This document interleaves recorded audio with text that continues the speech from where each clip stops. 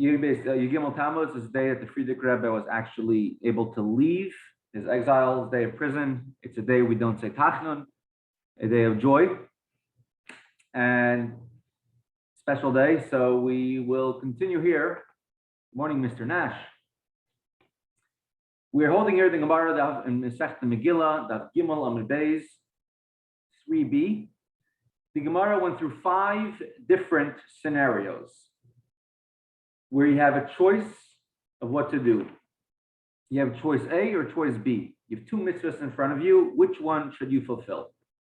And the Gemara, at this point we're holding, already went through 4 different options, 4 different scenarios, and we ruled for every one of these scenarios, and we're holding scenario number 5. Morning, Rabbi Karp. We're holding here scenario number 5.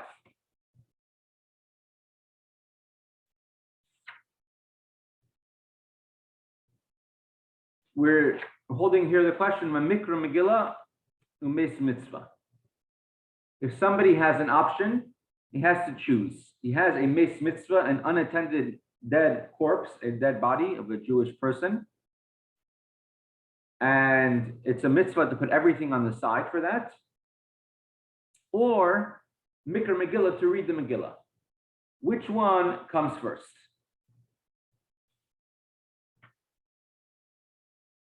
Hai minayu adif. Which one takes precedence? Which one comes first? The Gemara says, this is Rabbi's question. According to what we said before, if you have 2 mitzvahs, if you have the mitzvah of reading the Megillah or learning Torah, reading the Megillah comes first. If you have the mitzvah of learning Torah or taking care of a mes mitzvah, unattended corpse, a mes mitzvah comes first. And if you have the mitzvah of serving in the Beis HaMikdash or reading the Megillah comes first. So now when you have a choice, you have 2 mitzvahs in front of you. You have to fulfill one of them. One of them is reading the Megillah, and one of them is taking care of an unattended corpse. So let's say we're not in a city like Pittsburgh, a city where you have only one Megillah reading the whole day. Not everyone knew how to read the Megillah. So you only have one option, one opportunity to hear the Megillah that day, and either you hear it or not. And then you have a mes mitzvah, somebody who passed away. So do you say you put the mes mitzvah, the unattended corpse, on the side to hear Megillah and take care of the person after? Or do you hear the Megillah right away? Or there's not enough time left in the day to hear the Megillah if you would take care of the mes mitzvah? Which one comes first? And he gives it 2 sides. Whenever you have the word ba'i or be'inan, ibailahu, it's always a 2-sided question. So hai minayu adif, which one is preferable? Which one takes precedence? Do we say Mikra Megillah adif, that is more important to read the Megillah, mishum pirsumei nisa, because there's a special mitzvah of spreading the miracle. We have it by Chanukah, we have it by Purim.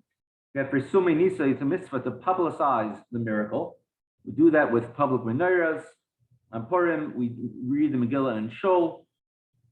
So it's a mitzvah to publicize the miracle of Purim. And it's such an important mitzvah of Pirsumei Nisa that there's a thought you would think to say that Pirsumei Nisa, spreading the mitzvah, overrides a mes mitzvah, a somebody who passed away without anyone to take care of them. You have, first of all, commemorating the mitzvah of wiping out a Amalek. In addition to that, you have the mitzvah of hearing the Megillah. In addition to that, there is Pirsumei Nisa, spreading of the miracle. And so you might think to say that Pirsumei Nisa, spreading a miracle, is more important than Kavod Abrius. This is the way that Sfas Emes understands, the first Ger Rebbe, that it's more important to take care, to hear the Megillah than to take care of someone else. Because Kavod Abrius, to honor somebody, you might think, however important it is, but still, it's not as important. And we're going to have several examples of it. And the Gemara will have to answer this. Oy, or perhaps, Meis mitzvah adif, mishum kavod abrius. Do we say that a meis mitzvah, a person who passed away and has no one to attend to their funeral, it's actually a machlokes between the Shulchan Aruch, the Beis of Cairo, and the Ramah, based on a previous machlokes of Rishonim. If there's a meis mitzvah, according to the Shulchan Aruch, a meis mitzvah means anybody, a dead body who has no one to take care of them. But if even one person is taking care of the dead body, then it's no longer a meis mitzvah. According to the Ramah, he says that anybody, even if someone who passes away but does not have enough people taking care of them, it's considered to be a meis mitzvah, which many practical halachic differences. Different cities have different customs, different guidelines. How many people are needed to take care of a dead body, whether it's for the Tara. Some cities have it with 2 people, some with 3, some with more. I have a friend of mine who's a shliach in Australia, not in Australia, in Mexico, and many times he has to be the Chevra Kadisha, and sometimes he should do it all by himself, and there's methods of doing it. So according to the Ramah, a meis mitzvah is anybody which does not have enough people to take care of them. It includes a burial, to have enough people to fulfill all the regular customs of a burial. So which one is more important? So the Gemara answers, Basar Debaya. After Rava asks this 2-sided question, what is more important? To kavod abrius, to have the honor of human dignity, or Pirsumi Nisar, spreading, publicizing a miracle. Hadar Pashta, afterwards he answered the question as it states, Meis mitzvah. Adif, he decided that he ruled that it's more important, it takes precedence, a meis mitzvah, someone who passed away without anyone to attend to them. The Amar Mar, because we learned, the master told us, which means that we learned from another Tana, or another Amira, Gadol kavod habrius, human dignity is so great, that it pushes away, it overrides, it overrides a prohibition in the Torah. You have mitzvahs say positive mitzvahs, mitzvahs say negative mitzvahs, and it overrides prohibitions of the Torah, meaning even a mitzvah deraisa, it overrides. Rashi explains. I'm going to bring up here on the screen. Over here, we see in Chumash Devarim, in Parshas Re'eh, it says, there's a mitzvah from the Torah, you should not see your fellow Israel, Jewish person's ox or sheep have gotten lost. Nidachim, they're lost. You're not allowed to ignore them. You must take it back to your fellow. So if somebody passes by a lost object, they can't just ignore it. They need to go take care of it. They need to occupy themselves with it to find the rightful owner, do the mitzvah of Hashavas Avida. Ignoring a lost object is a lav, one of the 365 negative commandments, mitzvahs of the Torah, called lesucha lis alim. You cannot make yourself indifferent. You cannot hide yourself. As it says, continues verse 2, if you don't know who it is, you have to bring it to your house until you find the owner. So you do to all of his different lost objects. The second Bab Metzia, he goes through this, explaining this verse word by word. And the last words over here in verse 3 is, Lo suchal lis alim. You cannot remain indifferent, meaning you cannot hide yourself. There's a mitzvah that you're not allowed to ignore a lost object. However, if it's, let's say, a kohen is passing by a cemetery and he sees a lost object inside of the cemetery, the kohen does not go into the cemetery to take a lost object, even though in general, a positive mitzvah, which is in conflict with a negative mitzvah, the positive mitzvah takes precedence. So therefore, he's a negative mitzvah of not becoming tamei, impure, but he can't go into a, but you would think in this case he could go into the cemetery. So we say here it cannot go into the cemetery, the kohen to retrieve a lost object. In addition, if it's zakin, if the person's old and he can't pick up the lost object, or if he's a Torah scholar and it's not according to his dignity. For example, let's say he sees a lost puppy on the ground. So a Talmid Chacham goes by, he sees a lost puppy, and so if he picks up the little puppy and walks down the street with it, people will look at him and say, Rabbi, you're opening up a dog store. You're you have a pet dog. You're taking care of dogs. Suddenly, so it's not honorable for the person to do it. So then he does not have to pick up the lost object. So this is an example that Rashi gives, that even though it's a loisasei, it's a negative commandment in the Torah, nevertheless, it's doicha, the kavod habrius, human dignity, pushes off loisasei in order not to embarrass somebody. He doesn't have to pick up the lost object. That's the example that Rashi gives. Other Rishonim ask a question on Rashi. Says the question is that, I understand the lost object is monetary issues. So, in order to preserve human dignity, you don't have to save someone else's money to preserve your own dignity.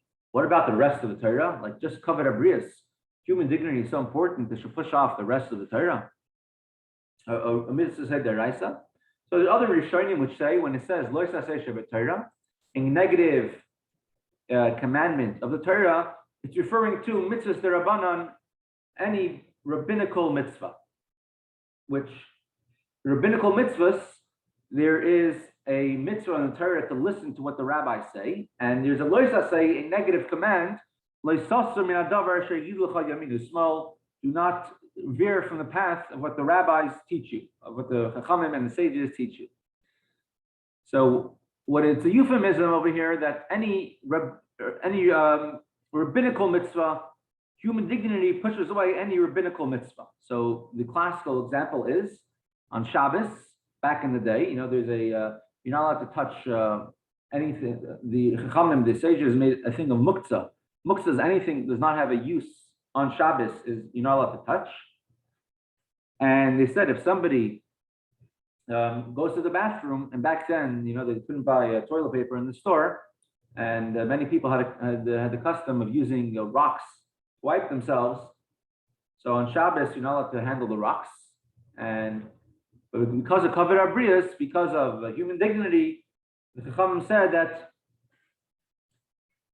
you could take rocks with you to the Beis HaKisei, to the bathroom on Shabbos, and even though it's going to make you bleed, possibly, still you can use it because of kavod habrius, because of human dignity. It means any type of rabbinical mitzvah. Is another example, classic example, is if there's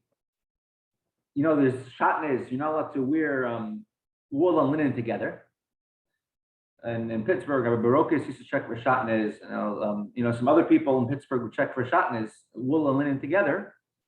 There's shatnez deraisa and shatnez derabanan. There's biblical shatnez and biblical mixture of wool and linen, and then there's rabbinical mixtures.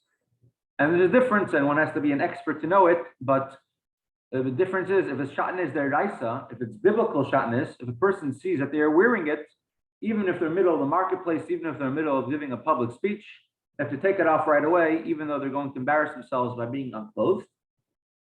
If it's shatnez derabanan, if it's shatnez which is rabbinical in nature, so then they said that you could go to a different place where you're finally able to change your clothes, and then change your clothes in order not to embarrass yourself. So the Chachamim, the sages, never instituted their takana, their mitzvah, their decree, in such a situation where you have kavod habrius. It's not like you're uprooting it, but rather like they never instituted in the first place in their mitzvah of whatever the rabbinical mitzvah is in a situation when you have kavod habrius, human dignity is at stake. The Ram, who's one of the Rishonim, he takes issue with these other Rishonim who have questions on Rashi, and he takes Rashi at face value, which says that Kavod Abrius, human dignity, can push aside even a biblical mitzvah. And he says, we're talking about a situation where it's shav al taseh. Kavod Abrius, human dignity, can push away a biblical mitzvah. We're talking about when you won't do a obligation. For example, there's a lost object, and you won't pick up the lost object.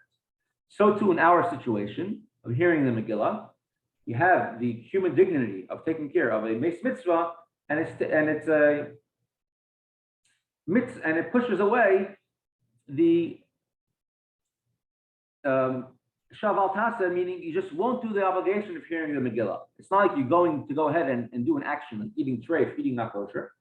Rather, it's going to just not do an action of what you're supposed to do of hearing the Megillah.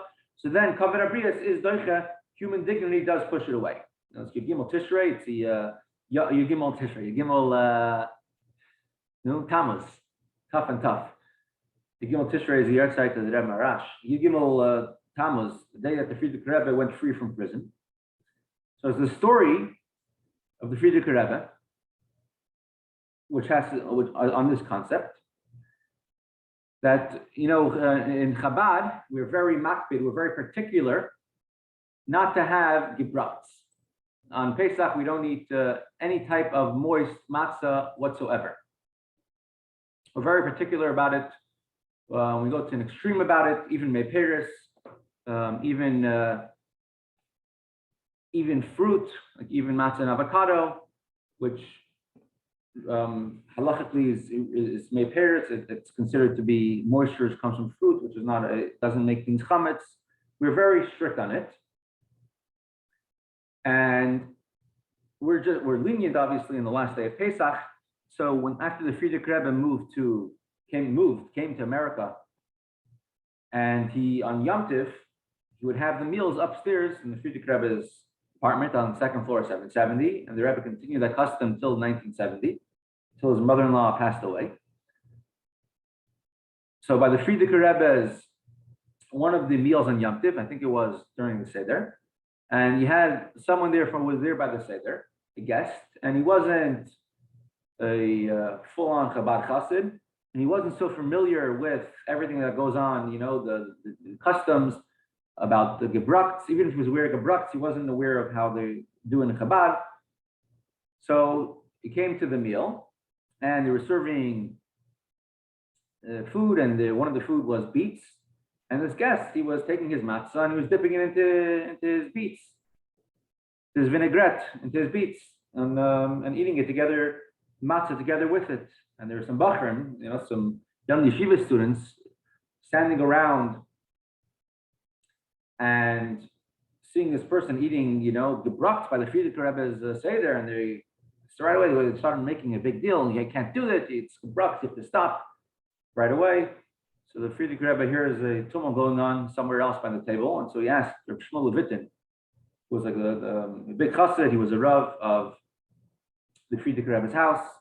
Interestingly, he came in 1939 to be a shadar to raise money for Friedrich Rebbe, and he stayed here at the beginning of World War II. His wife and many of his children, unfortunately, were killed in the Holocaust. He stayed. So his apartment, his house was in 770. He had 2 rooms over there. Currently, one of them is a library for Bachram and Yeshiva, and one of them is now the Yichud room for after Chassan and Kala. Again, I have a chuppah by 770. Now it's a Yichud room. That was in the room where Rabbi Shmuel Levitin used to stay. So Rabbi Shmuel Levitin, the Friedrich Rebbe asked him what's happening, and he told him.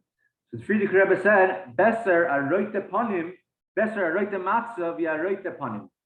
Better to have a red matzah than a red face, than to embarrass somebody. Meaning, kavod abrius, human dignity, to not embarrass someone is so important. Better to have a red matzah, let the person eat his gebrats by the table, and not to embarrass them. That's the idea of how important it is to have kavod abrius, to have human dignity.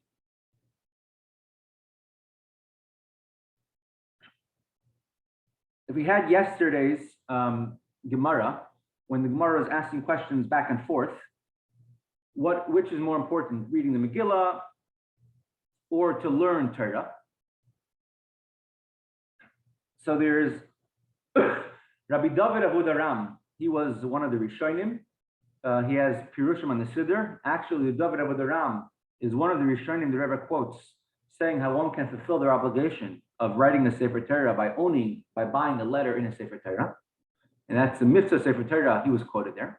So he writes in the Siddur of David Avodaram. Over here in Kollel, the famous saying, says, everything has a season for under the heaven. And he sees a slamos, a time to born, a time to die, to plant, to uproot, and continues with many more of them. Pasuk Dalet, it says, a time for weeping, a time for laughing. It's on the screen. A time for wailing, and a time for dancing. If you remember our Gemara a little bit earlier, previously, which say,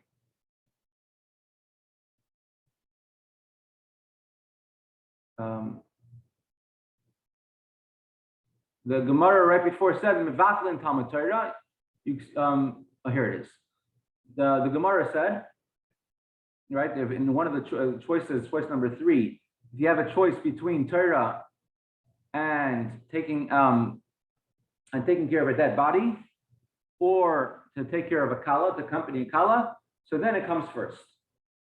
The Gemara says, you stop, cancel your Torah study, to bring out a dead person who passed away, kala, and to accompany a bride. So David Avodaram writes over here, if you see in every one of these times, which Shlomo HaMelech writes, a time to born, a time to die, a time to plant, a time to uproot, every single one of them, he writes a letter lamed, a time to be born, a time to die, a time to kill, a time to heal, a time to break down, a time to build. He has a letter lamed before each one. Le means two. But he says the lamed also stands for limed Torah, learning Torah. The only two that you don't have a lamed before is a svoid ve'es rekoid, a time for wailing and a time for dancing. It doesn't have a lamed over here in Pasuk Daled. It's a svoid ve'es rekoid, a time mourning, a time dancing.